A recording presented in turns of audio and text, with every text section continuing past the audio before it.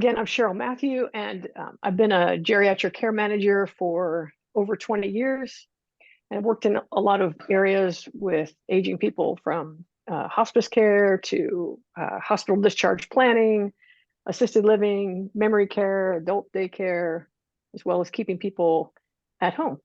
And so I have some information about that I'm happy to share. There's other people with experience and expertise in our village and on this call.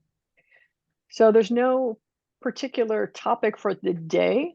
It's just whatever you all either want to share, or if you have got questions, I'm happy to entertain them and tell you my experience. So yeah, and if you want to share, just raise your hand. Miriam. Hi, and forgive me if you've covered this a zillion times in other talks. When I was in LA, I went looking for an executor. I don't have any family, and I didn't have anyone to do that for me. And now I'm in Arizona, and it's even worse.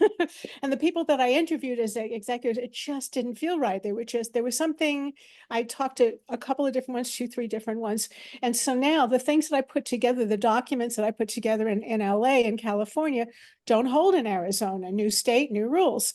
So I'm in the situation again where I need to find an executor. And I'm just really stumped with this. So I appreciate any guidance that you might have around this. And I'm sure there are other people in this situation as well. So that's a great question. And so are you looking for someone to be a person in case you need help with healthcare decisions, or with your finances, or both? What specifically are you looking for? At this point, both, because the people that I had for the healthcare stuff are not local. So so now it's both. Okay. So it's a great question, and any question, fine, even if we've talked about it before, it may it's totally fine to ask again.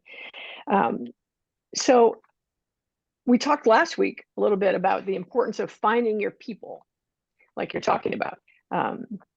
So if you become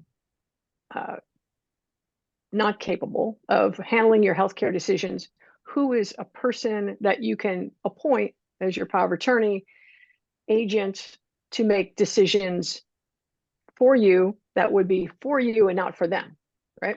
So sometimes that's a family, sometimes it's friends, and sometimes it can be a professional that you appoint. And then there's finding your people as far as being either financial power of attorney or executor on if you have a trust or a will. So people that can help you out while you're alive and then after you pass. So it's an interesting question. Who's that person? Ideally, I think that you find a person that you know and trust that has your same values and that you know is going to be a good advocate when you need it. So sometimes that's, like I said, a friend or family. Now, there are professionals that you can hire as well. There are fiduciaries, there are attorneys, there are banks that you can hire. Some people have all their documents lined up so that a bank, for example, will handle. They're the executor, and if something happens to them, the bank pays their bills and handles all their estates, which is fine. And it's not necessarily going to be as personal as experience as if you know the person beforehand. The interesting part, I think, comes from in the time period where someone goes from I'm fine, I can do my own stuff, to I'm not fine until I'm dead, right? That period of time where you need care, you want support. So having a bank be an executor is fine. Like after someone passes, they can handle the details of, okay, I'm just going to follow this trust and it's just business. The part in between, right? When you need care, you're still here. You want someone that knows you. Um, I don't I don't have a better answer than that. And I think I'm going to uh, research it more. I'm wondering, Peggy's a fiduciary. Do you have anything to chime in on this besides what I said, Peggy? I do. One is in terms of an executor or a trustee, this would be after you die. They don't necessarily need to be in the state, with you, or in the same general area. I have a trustee that lives hundreds of miles away from me. However, what I've done is I've prepared all the documents in one place so that when I pass, all of that gets shipped to him. So that's number one.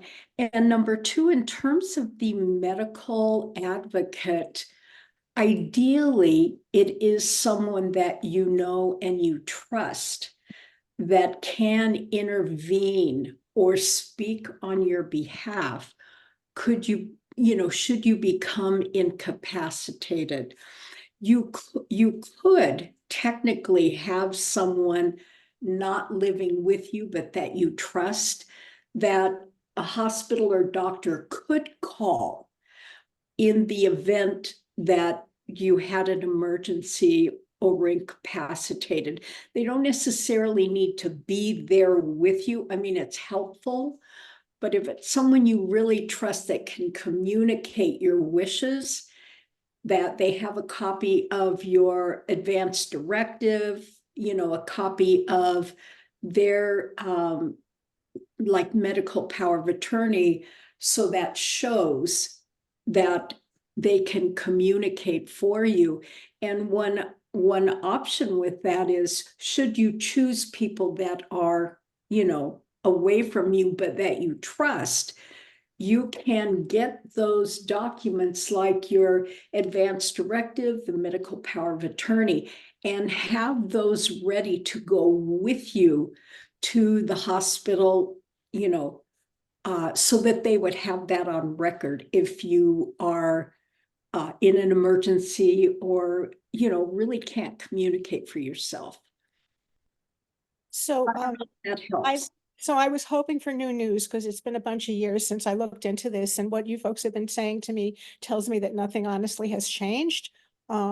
Somebody, and some people will probably jump aboard this in the next few years, is going to make a lot of money finding, creating company, or people who create companies that are actually companies of fiduciaries who can represent those of us who are not Joe mainstream, Joe average.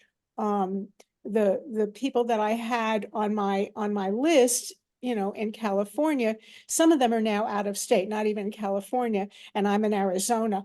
I want somebody local because I just know that this can be a very hands-on business, regardless whether it's once you're gone. And honestly, I care less about that because I don't have relatives. That's just not an issue for me. It's more like when I'm here. Yeah. And the people that are in my life, there are a number of MSIAers who are in Tucson where I live. And honestly, they're older than me and they're infirm, a lot of them. They're not in shape to represent me. They want me to represent them. So, so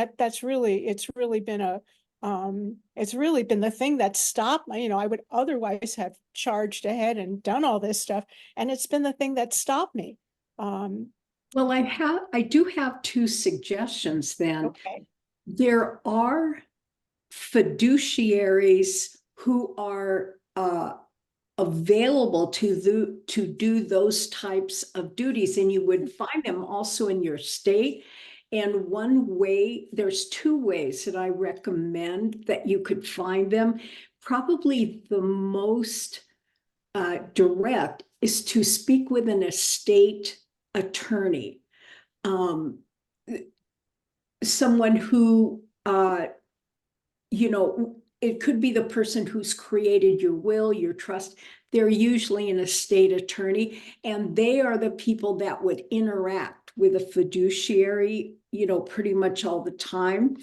And you can research on Google, put in fiduciaries, and then give your zip code, and that will bring up the fiduciaries in your area. Because there are active fiduciaries who that's their business, is to advocate for you. The other profession, in addition to what Peggy's saying, so there's elder law attorneys, and there's some in your area. There's an elder law attorney association, so you could look them up by your zip code, and that would be in your state. There's also geriatric care managers like myself who can act as your power of attorney. There's people that I have that I am their power of attorney, their executor. So people like me can be hired to do that. Yes. That website is Aging Life Care, Aging Care Life Care, aginglifecare.org is geriatric certified geriatric care managers. For example, one person that I know has a bank as their executor, but in their trust, they have written to hire me as their care manager if they need care in between. Mhm. But I also hear you, and it's something that I've thought about as well. I keep thinking there's got to be a way for people, because there's a lot of people that we know that are single, maybe never had kids, that need people to advocate for them Yeah. as they age. And so I keep thinking, like, how can I fill that need? And it seems like it should already exist. And it does exist in the ways we're saying. A fiduciary, a geriatric care manager, elder law attorneys can be part of that web, but there's not, that I know of, a specific, just single business to go, hey, we can be your person for your power of attorney for healthcare and finances, or executor. Now, the laws do change state by state, as you mentioned, but your person doesn't have to be in the state. I'm an executor for some people that live out of California, so that's not a problem. But there are certain laws that vary per state, so it is important to check those out. So, you've given me another, flag to go, hey, maybe this is something that I can look more into, as far as how to create that for people, because it is a need, and finding people that you trust is really important. So I Yeah. appreciate the question. Yeah, the last place I would call is a bank. I've been dealing with banks, and every time I deal with them, steam comes out of my ears. I don't know if anybody else has that experience, but they're dinosaurs, and I'm feeling like I'm hitting the machine when I'm dealing with them. It's extraordinarily frustrating dealing with banks. So they're not my people. And sometimes the fiduciaries that I dealt with in LA were so busy. They were very nice, very personable when I'd meet with them, for coffee or something. And then when I tried to reach out to them afterwards, it was like I was just one of their numbers. And it just got to the point where it just felt so impersonal that I thought, this is really not going to work for me at all. And it's not like my life is extraordinarily simple. Thank God I'm extremely healthy. It's not like, so these are things that I'm 71. So I'm looking at this and going, how do I, how do I sort all this out? Is it usual or unusual that when you move to another state, all your paperwork is toilet paper? I can add something to that. Uh-huh.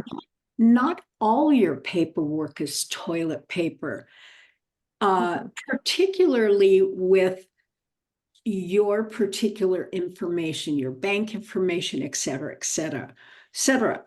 Where it does vary from state to state, usually, is in your advance directive. Certain states have certain laws about what is considered a legal advance directive.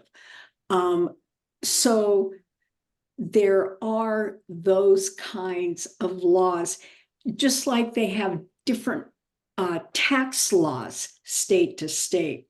So what I would recommend is that, and I would recommend this to anyone, is you can find out what your state's guidelines and laws are simply by going on Google. And usually I know the American Bar Association, they're a great well of information, and they really cover like all 50 states.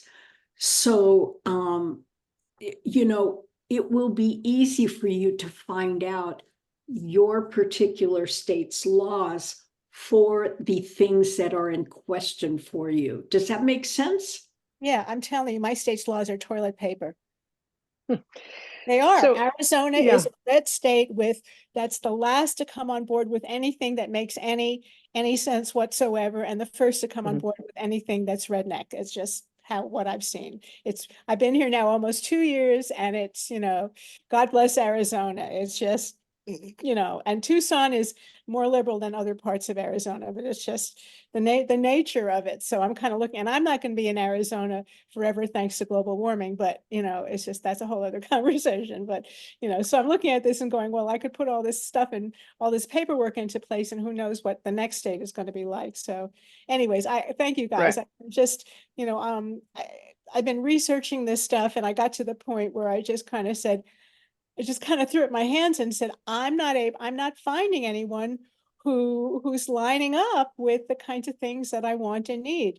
So and the medical thing is interesting because I use mostly alternative stuff. So that, the whole thing it's just gotten really interesting. And I finally said, okay, I'm just going to call in and see if anything has changed. Because Cheryl, I know that, you're on the leading edge of all this stuff, keeping track of what's current and what's coming up. So anyways, I'm just going to keep on sending the light ahead to these laws and to the people who are involved in putting them in place. And what really, I mean, given all the single women that I know, who either don't have children or whose children aren't talking to them, or whose children or who aren't talking to their children for whatever reasons. I mean, there's a lot of us out there, a lot of us. So Can I say one thing? One thing that I hear you saying is that, number one, that you are experiencing, not knowing what you need, not knowing how to do it, I etc. know what I need. I know how to do it. I'm looking for the people who will be the liaison for me when I'm no longer able to be my only liaison. Okay. I've got a question. I have a question. Like, how will you know you found your person? Yeah. It will have to do with their awareness of alternative resources, not necessarily my alternative resources, but a certain openness, and it's a mindset. It's really a mindset. Yeah. Because I'm happy that you brought this up, because there are probably people on this call that don't have their paperwork drawn up, like their power of attorney drawn up, or their will or their trust. And that varies. It varies. Each person has their own thoughts about why they don't have it finished. And oftentimes it's, I haven't found my person. So it's not uncommon. And finding your person, I think, also has different levels of, it's complicated. I think it's not just I haven't found my person. Yeah. Sometimes it's I'm afraid that when I need someone, I'm going to be alone, or this, I can't speak for myself, and the person that is going to somehow end up speaking for me isn't going to do what I want, or just there's levels of, I'm not necessarily saying for you, but just in general, it's bigger than just I can't find my person. So I'd be interested in that more, right? So you're saying they'd be open to alternatives. I have lots of people that could Yeah. do it, but they're just too old and they're just too infirm. We're Yeah. friends, I know Right. them, you know, Right. they're Yep. just not, and some of them are in Yep. MSA and some of them aren't in MSA, but they're just Right. not in shape. Yeah. You know, if their Right. brains don't work as least as well as mine, then it's a no-go. I'm not Right. looking for a needle in a haystack, but my life at the moment, I mean, Tucson is a retired people's town, Hmm. you know. Right. And I will say that I will say that your power of attorney for healthcare does not need to be in Tucson, or they don't need to be even in the same state. I've helped people across the country or across the world managing their healthcare. So that it does not have to be uh, a stopping point for you to pick someone. It I've done would that. be, So honey, it would yeah. be, with all due Okay. So respect, for you know, so for you, yeah, it you would be. want someone close that can be there in person for you, and that's open for alternatives. So I would suggest if that's what you want, is to look into these associations that we already know that people do this. Because if you don't know it, if you don't have anybody in mind right now that you personally know, the next best thing I could think of is contact these organizations that we talked about and interview some people while you still can, while you're, Yeah, you're healthy and you don't need someone right now. yeah, Interview them, and maybe you have requirements like, hey, you've got to be 50 years old or younger, because I don't need you now, but I might need you in 10 years. So I need to know you're going to be in business in 10 years because I want to develop this relationship over time. yeah, And then the documents really are alive. Once you pick yeah, someone, that may change. We look at our documents every year and say, is this person still my person? Do I still relate? And we have made some changes over time. So yeah. those are some suggestions. Yeah, my clarity around wanting somebody local is based on the fact that I managed my mother's care for 19 years. And when I was living in Seattle, I moved her to Seattle from New York. And and then I moved to LA and I went to live at Prana. And I tried my darndest to manage her care in Seattle while I was in LA. And it didn't work. It just didn't work. I needed to physically be there because if I wasn't going to her facility, and she was in assisted living at the time, if I wasn't going there once a week, they would start giving her meds that I hadn't okayed. They would be doing things that made no sense whatsoever, because the people there, were, you know, Right. I very, could say, anyway, yeah, so that's where I'm coming from. Other people might have yes. other people that might work very well. For me, with my Yeah. experience with my mother, that wouldn't work. So, Well, I see those as potentially two different roles. One is it's very important when someone is either in the hospital or an assisted living nursing home that they do have people going to visit in person. yeah, That person doesn't necessarily need to be the power of attorney or your executor. true. That's true. I have managed.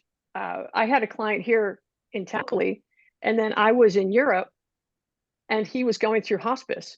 But I had people on the ground that would go visit him. They were my eyes and ears, trained by me. They knew exactly what to look for, what to tell me, everything. And Yeah, I've been through it so much. I could. It was a great example, and I was curious, like, can I manage this from across the world? And it was beautiful, and everything was great. So that person that you choose on the documents can be one person, and that person can know who to hire on the ground. I had a lawyer contact me years ago, and he's like, Cheryl, I need to start this business because I know that my wife is not a caregiver. And if something happens to me, she's not going to be, she's not going to take care of me. And I am afraid of dying alone in the gutter. Mhm. So his business idea was that people like him, and he was probably 70, maybe 75 at the time. Maybe, yeah, it's probably closer to 70 at the time. And he said, my idea is that we create, I want to create a relationship with a caregiver, with a physical trainer, with a nutritionist, all these people, my team of people, and I want to know them now so that when I eventually need them, I'll already have the relationship built. And my feedback to him was, that's a great idea. And the truth is that you have no idea if that person is going to be available down the line when you need them. Caregivers, for example, they're full-time caregivers are working right now, and it's day to day. Sometimes they're working for months, and then that person ends up either dying or go to the hospital. They're out of work. They get another job. So that turnover is constant. So there's no way that he would know a caregiver right now would be available for him in 10 years or 5 years or even a year, really even a month. But you get my point. Mm. So if you have someone that, like a geriatric care manager, that knows the kind of person to hire when you need them for the types of needs that you will need at that time, because you don't know why you'll need care when you need it. But that professional will be the one to do the assessment, to be the quarterback, and of all your needs. So what I would suggest, even fiduciaries will just know a slice. They'll know more of the financial management. They may be care managers, but a care manager looks at the whole picture.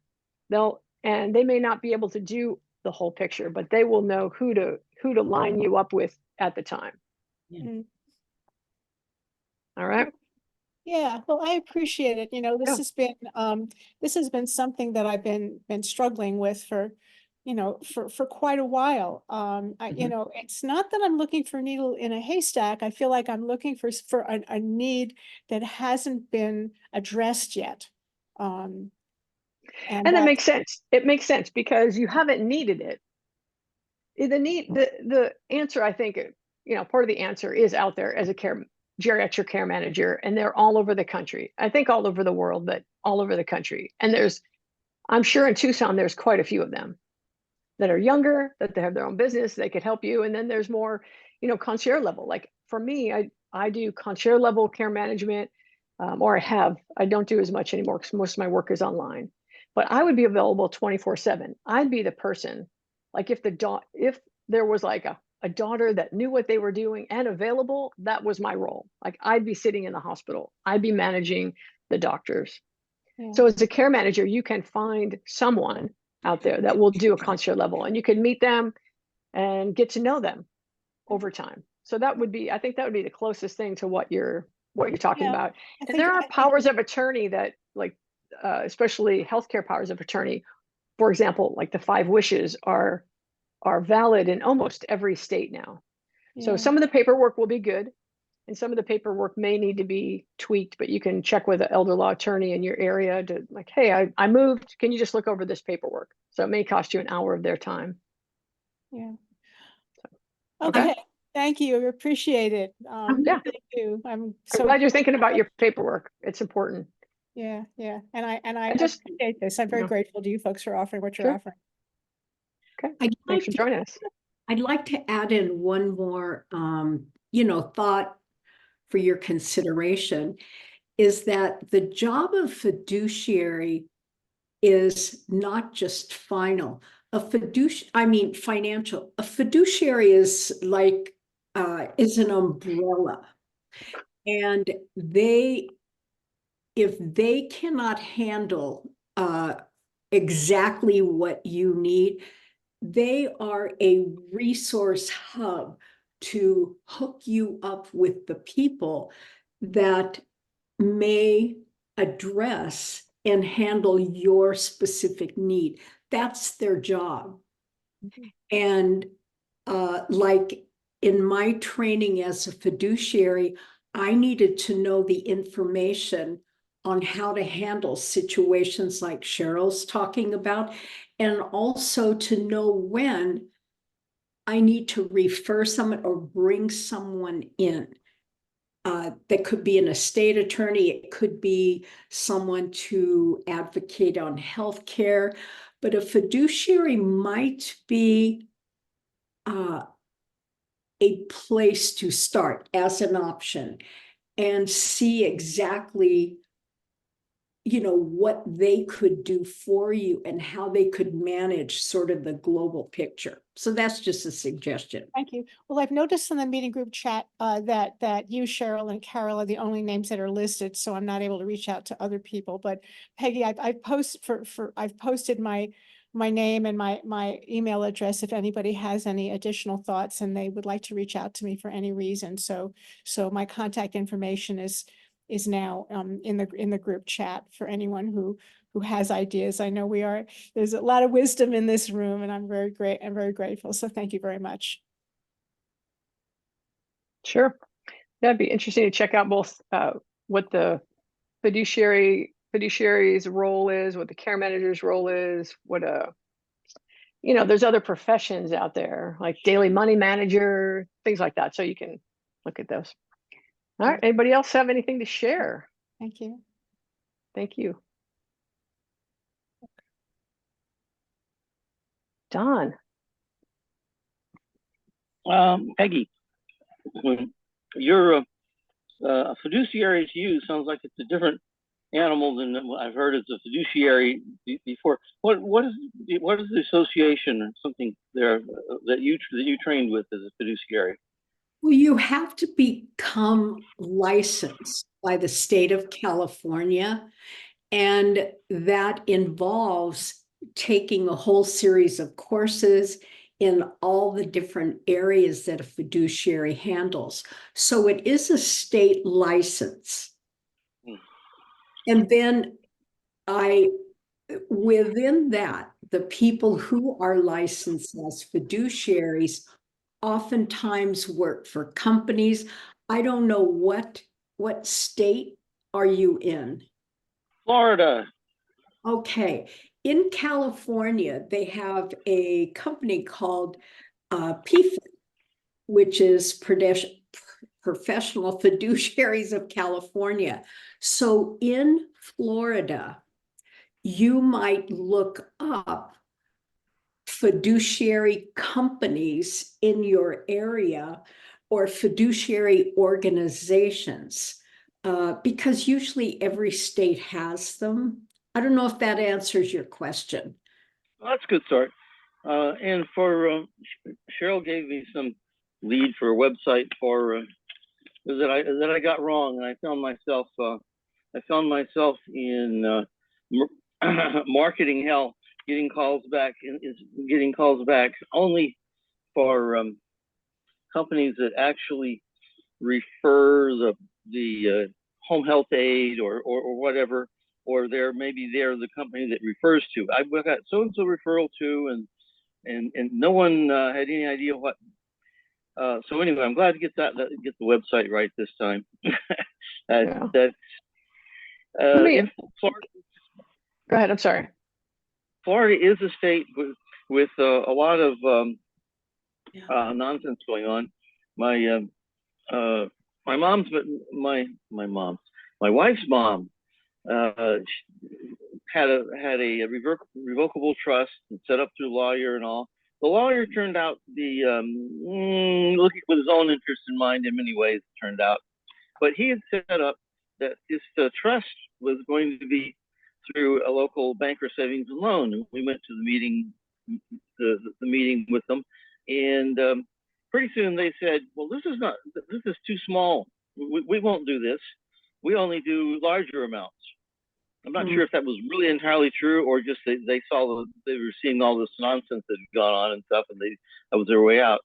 But so then it was like start over. The lawyer set the whole thing up, and the whole thing was a bust.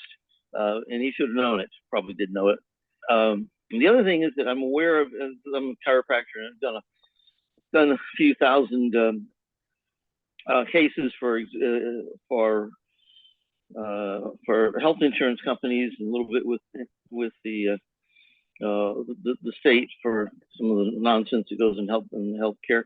And anyway, a whole lot of times there's this thing that comes up, the Guardian Ad Litem program, and so basically someone's been examined, they don't have any relatives, so they've had an auto accident, and they've entered this medical legal area, and someone with some kind of degree has examined them and noted that they don't have these connections. And all of a sudden, out of the blue, they've declared this person to be incompetent, and they're taking over their affairs. It sounds totally, how could that happen? And it happens. And I could go on to a few other things. These are all state of Florida or local municipality or county legal structures that are, well, anyway, something to look out for. I guess I've spoken on enough, but I could go on and on those ways that hopefully I don't want to get caught. Like I dealt with parents and all that. It was like we're in a field of wolves here, and here and there, in many ways, those of us who are nearing death or our states after we've died are just cherries to be plucked. Pluck, pluck, pluck. Yeah, it's yeah, I appreciate you bringing that up. And is what we were talking about earlier is finding people that you trust. There are a lot, there are a lot of people out there that can take advantage of others in different roles, especially as people get older. Sometimes they're a little more vulnerable. They're looking for someone to trust.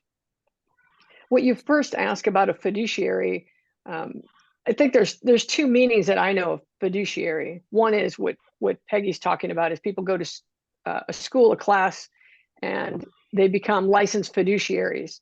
And usually those people handle money and property for another. And then there's something called the fiduciary relationship. So if someone is a financial advisor, not all financial advisors have fiduciary relationships with the people that they help. Meaning, if you're have a fiduciary relationship, that means you have to take into consideration what is best for the person you're helping. Not, oh, I get a large commission on this thing I'm selling you. So if that is important, if you're entering into a financial relationship or getting a financial advisor, that you have someone that does have a fiduciary relationship that is going to look out for your best interest. And there are a lot of websites now that advertise services for seniors, whether they're, hey, find home health care, find an assisted living, find home health aides, different things. And then if you get on their mailing list, it's like in the middle of the night, you're looking things up and you just go, hey, I need some information. You type in your either your phone number or your email address.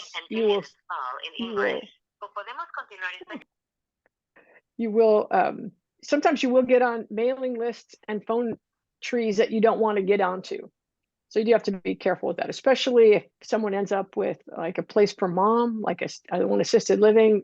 That is very a marketing kind of spiral right there. Got a ton of them like that my first try. Yeah, and again, I would say a geriatric care manager, a fiduciary are people that can assist with that. Like if you go, who do I call? Who do I call who's a professional that can help me navigate some of these things? Elder law attorney, fiduciary, care manager are the top professions that I know of that can assist you in managing those things. Plus a new agency that I'm going to be creating to from our call today. Yes. Yeah. I have one more thing to add to address, what you shared about the legal issues of, someone taking over guardianship and all of that. Mm-hmm. And this applies to a fiduciary, but I'll say the thing about guardian is there are very strict laws for someone to be appointed as a guardian. Someone just can't walk in to a court and say, oh, I'm going to be the guardian now. No, it doesn't work that way. It's a very strict set of laws that a court has to approve the person. So that's like a safety net. Also with a fiduciary, it's the same thing. Every fiduciary that's licensed has to report to the court every year their cases, what they've done, you know, what they've charged. And it has to be approved by the court, because if a fiduciary steps out of line, it's a serious thing. And also, just one more thing about a fiduciary who particularly handles your estate and money, but it can apply to everything. A fiduciary is personally responsible for any mistake they make, particularly if it's financial. Not, you know, just to give an example, say your fiduciary is handling your financial affairs, and because of an error on their part or a deliberate choice on their part, they've lost $300,000 for you. They personally are responsible for that. You know, they can't go to their company or, you know, whomever. So it's a very high level of responsibility and a high level of legal reportability. I don't know if that makes sense. California.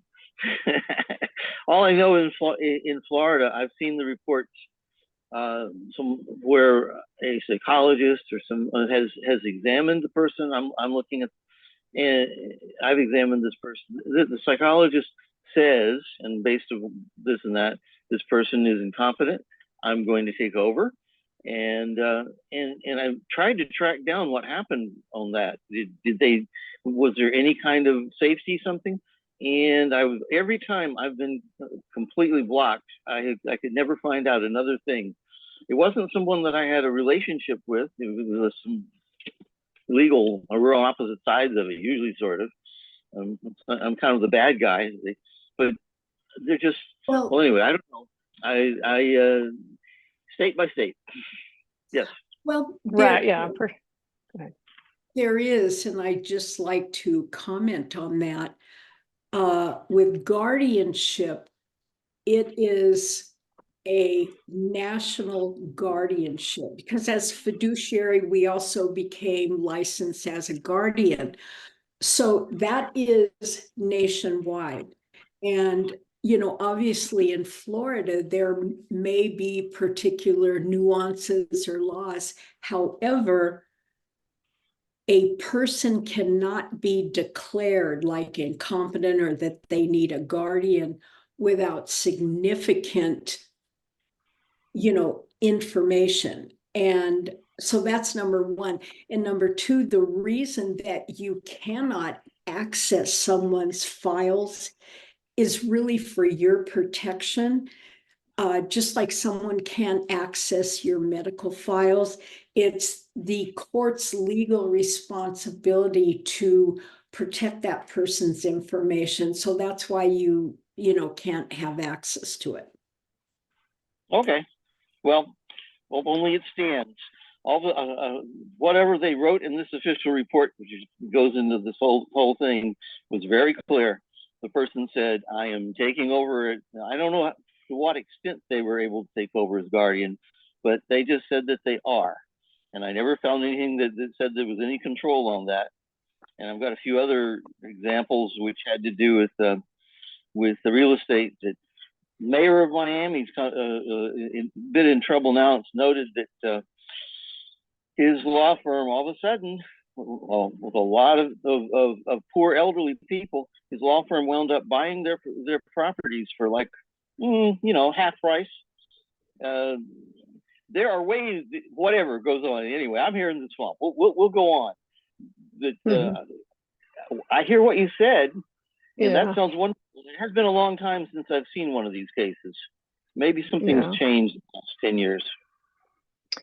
Well, you know, I think there's going to always be people that can get away with things, or especially if maybe, you know, politicians, we hear about this, or, you know, whatever profession.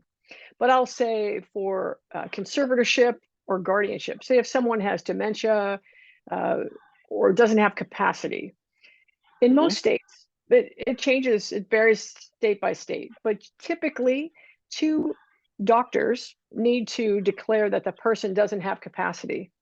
And doctors, in my experience, are very, they're careful. They don't just sign off on that, just like, oh, that person's not thinking clearly.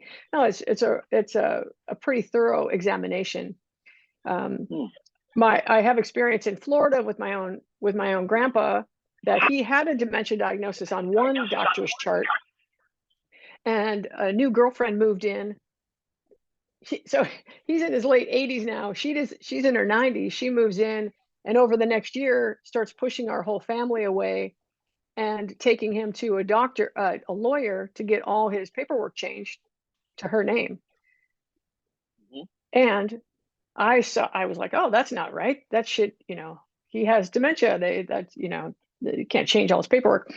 So I saw an LLR attorney when I was in Florida, and they said because he didn't have two doctors diagnose him and the paperwork, to declare him to not have capacity, he has a right to make any decision he wants to, even if it's bad, right? So his dementia wasn't significant enough to stop someone from creating new paperwork.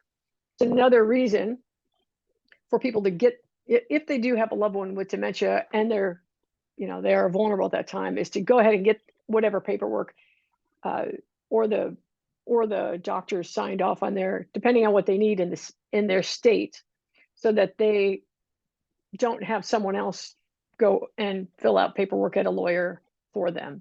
But like I said, it's not usual for just someone to be able to come in and just declare them incapable. That doesn't usually happen. I'm sure there's cases of that, but typically they're pretty protective.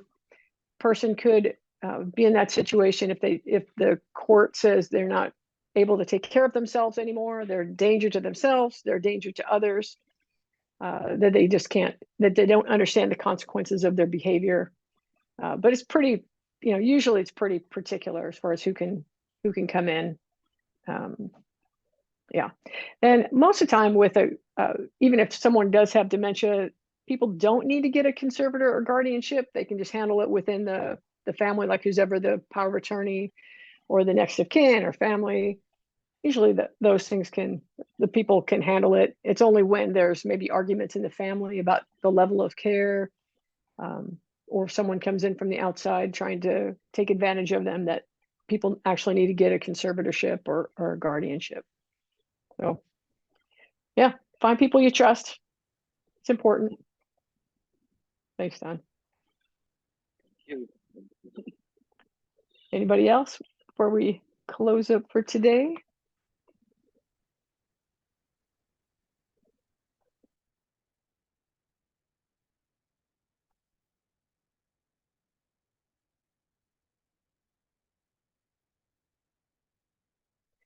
I love that we're talking about getting your paperwork done. It's important that, if anybody who's over 18 needs to have a power of attorney for at least for healthcare, get your advanced directives done, name a person, look at it often,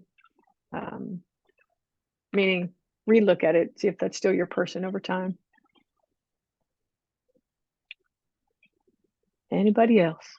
Did you have something, Doc? I have one. Susie Ormond is on the NPR a lot, and she has some programs. Basically you subscribe through the channel, which you can get some money out of it and all. But she's kind of got it all laid out. The system is supposed to work for all the states with this and that. Does anyone have any experience with Susie Ormond's system?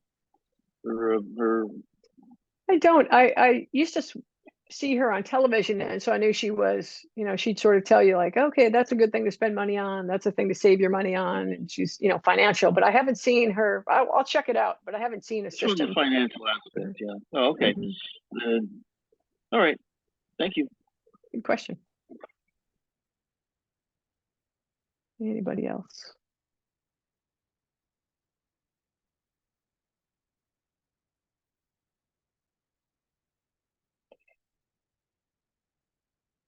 It is a interesting area though, right? because it does hold some people back as far as who can you trust, who's my person, who's going to be there. It has more complexities than you might think. Yes, Bertie. I really appreciate everybody's questions because I often don't know what to ask.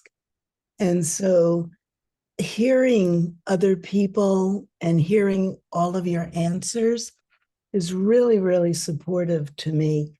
And I really appreciate your doing that, Cheryl, and coming every week so that us old folks can learn stuff. So, and I'm still in process with it all. So hopefully by keeping on coming, it'll spur me to finally do something. I talked to Peggy about this probably, I don't know, 15 years ago or something. And we were on track, and then I got totally off track, and I'm working with it. So thank you. Thank you for showing up, everybody. Yes, and it's a great point. Okay, so what's sometimes people are proactive, like I'm going to fill that paperwork out because it's important. And then some people need to hear the reasons why it's important. And the most common reason I've heard that people actually go ahead and fill the paperwork out as far as a power of attorney for healthcare, they want, they want the person that they want to help them manage their care if they need it. But for the trust and their finances, usually they don't want someone else to get it. So there's a hierarchy. If you don't have your paperwork filled out, there's a hierarchy of who that money's going to go to and who's going to handle it. For example, if you don't have kids, you're not married, maybe it goes to your parents if they're still around, or maybe it goes to a sibling if someone's not around. So some people are like, I do not want my brother to get my money after I die. So just for that reason, I'm going to fill out that paperwork. So that's the most common that I hear. So whatever the reason is, if you can work with yourself inside, like what is really going on, and usually there's a reason underneath of why we're not doing it. A lot of times it's I don't know who, and then at that point I would just suggest just find someone. Just find the best person right now and fill out the paperwork, and you can, in a month and 6 months, a year, you can always change that person. But just in case something happens, you've got the paperwork done. It's not in stone. It doesn't have to last forever. You can always change it. So that's what I would suggest about that. And we're talking about the power of attorney for healthcare, finances, will, trust. They're pretty simple. You could even get online. There's some online places that do them now. If you go, hey, I don't have $2,000 to do my, hire a trust attorney, like LegalZoom, you could even do something just to have something.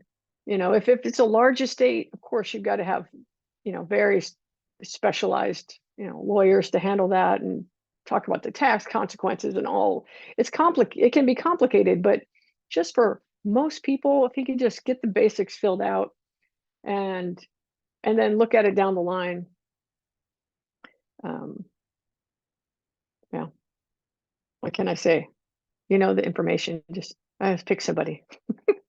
You hit the nail on the head when you said sibling. It's my brother. I don't want to get whatever I have left. Okay. Yeah. And so is that enough? Just go like, look, whatever the reason is that a big enough reason? So I don't want him to have it. So we'll just pick somebody else. And again, that person can change. And to ask yourself, who do I trust? Who do I trust right now that could have my best interest in mind? If I can't speak for myself when I'm alive, or who I know would do what I've asked, and with the paperwork after I'm gone, who do I want to leave my stuff to? Like, who would use it? Who would like leave this legacy to? Those are, I don't know, to me, the question itself isn't necessarily complicated. It might be the feelings that go along with it that feel complicated. But if there's some way to just cut through that for a moment and just ask yourself the question, just to get the paperwork done, and then deal with the feelings.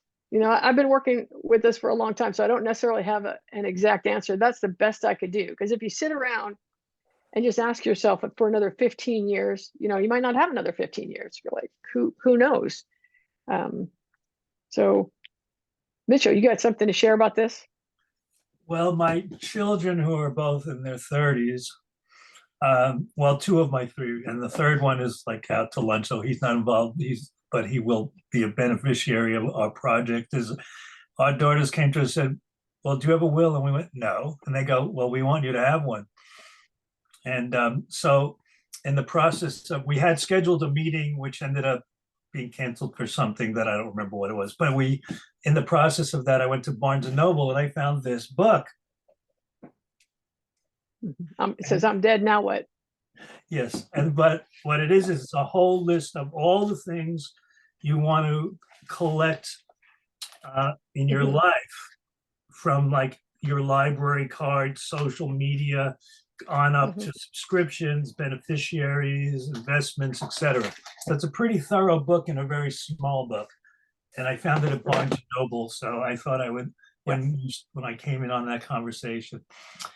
So here's the question. Here's my question, because I actually have a book like that. It's an ebook, and I'll make it available to anybody who wants it. It's like fill in the blank. Here's where my accounts are. Here's where my safe deposit box is. Here's my passwords, all that, like things to collect. Most people don't fill that out, but even if they do fill it out, who is your person that you're going to choose? And then how did you end up filling that paperwork out? It sounds like your kids came to you and said, "We want this done." But Yeah, you they're weren't smarter thinking than about us, it on your and I own. think they are anyway. So, Right. well, yeah, we haven't really picked that, but fortunately, our daughters would have to be the ones in charge of that. Our son is maybe very capable, but not.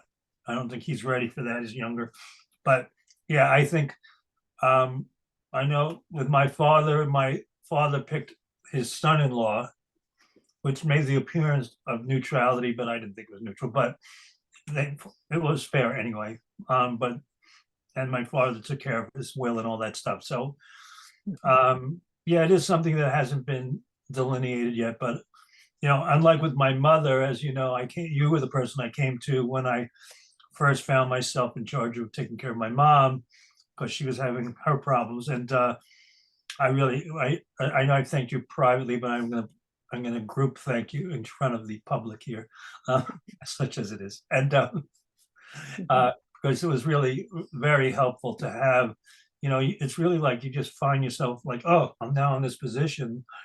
And some people, all of a sudden your old relative is now old and troubled. And, you know, so it was like really incredible for you to come forward in it. And I just loved how have continued it on. So I know this is something what you've been doing, and, you know, it was a natural thing for you, but I was really thank you for it.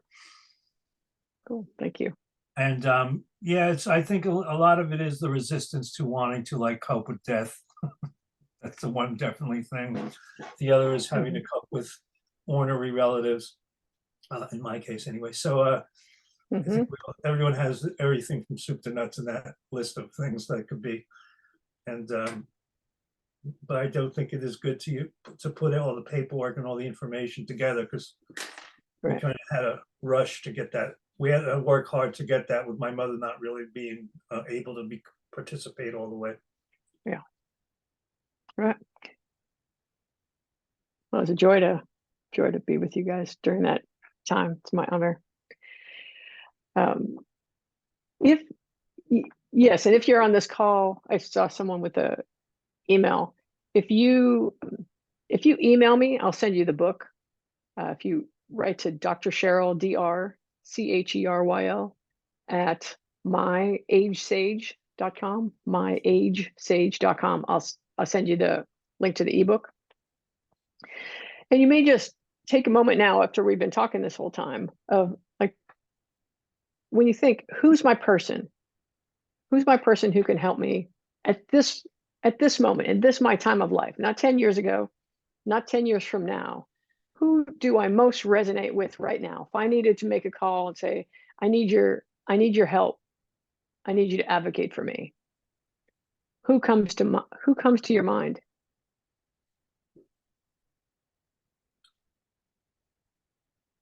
And maybe that's your person. So if you haven't filled out your paperwork, or if you need to renew your paperwork, maybe that's your person. And then the paperwork is just details. It's just, fill that out and sign here. That's the easy part.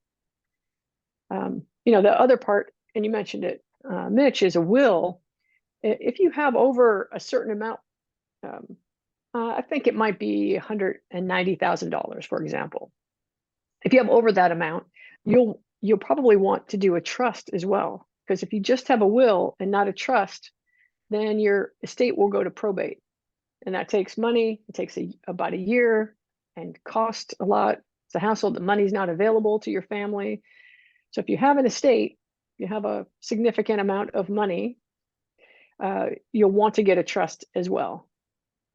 And it's sort of fun to go like, okay, so if something happened to me, who would I want to gift? So if there's money left over, who would I want to gift some money to? So that could be a fun thing to think about too. What difference do I want to make? What legacy do I want to leave? And then you'll relook at that too. It'll change over time. Causes may change, people in your life may change. Wow, it's like it's 10 years down the road. I was going to give that person some money so they could go to college or buy a house, but now they've gone to college and have a house. So let me see, who else can I leave it to now? So again, those documents are alive, and you just need to revisit it now and then. And so then you can go about your life and know that things are handled, and it's a gift to your loved ones for sure. Not only a gift to yourself in ways that we talked about, but also a gift to your loved ones. When those things are wrapped up, people know who is in charge of what, and to make your wishes come true after you've passed is a gift to your loved ones. All right, I'm so happy that you all were here. Thank you so much for the exciting conversations. And if you have questions, email me, or you could always email serve@heartfelt.org, serve@heartfelt.org. The emails will get to me. If you have topics you want to talk about, if there's questions you have, let me know. And if you want my ebook, again, I have an ebook on caregiving, and I also have an ebook on how to collect all your life's details from. Here's my insurance policies. Here's my properties. Here's my attorney's name. Here's my friend's name. You name it. So if you're not able to access those things and someone needs to take care of you, all those details can be in one place. All right. I love you all. Hopefully we'll see you again. Thanks, Cheryl. Thank right, you take very care. much, Cheryl. Hi, sweetheart. Yeah. Thank you, Karen, for your support of Cheryl. If anyone needs my email, let me know if you're thinking of donating to the Brzezinski Trust Fund. Take care.